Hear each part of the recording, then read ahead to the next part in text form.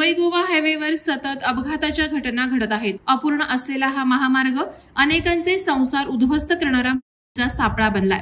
जुने माणगाव येथील 3 बत्ती नाका येथे दिनांक 20 मार्च रोजी सकाळी 11:15 वाजण्याच्या दरम्यान प्राणांतिक अपघात घडला। महाड बाजूकडून मुंबई बाजूकडे जाणारा कंटेनर क्रमांक RJ19 GG 0570 यानं भरधाव वेगात येत मागच्या टायरखाली एका दुचाकी स्वाराला चिरडलं। या दुर्दैवी अपघातात माणगाव येथे राहणारा रफिक जामदार वय वर्ष 39 हा मृत्यू पडलाय।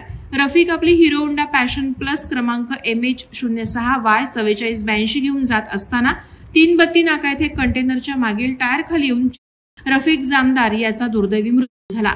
रफिक जामदार हा व्यवसायाने electrician, plumbing, AC, fridge mechanic म्हणून कार्यरत होता। तसंच रफिक जामदार हा आपदा मित्र म्हणून माणगावमधील साळुंखे रेस्क्यू टीम मध्येही कार्यरत होता।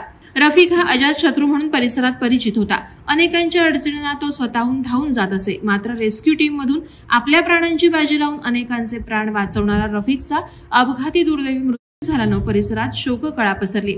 रफिकच्या पश्चात पत्नी आणि 2 मुली असा परिवार आहे।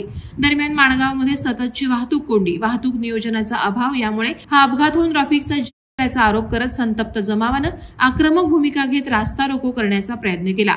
यावेळी स्थानिक ग्रामस्थ आणि रफिकचे नातेवाईक रस्त्यावर उतरले होते। मात्र घटनास्थळी माणगाव पोलीस ठाणे टीम, माणगाव वाहतूक पोलीस शाखा, महामार्ग पोलीस यांच्या मदतीनं प्रकरण शांत करून वाहतूक सुरळीत करण्यात आली।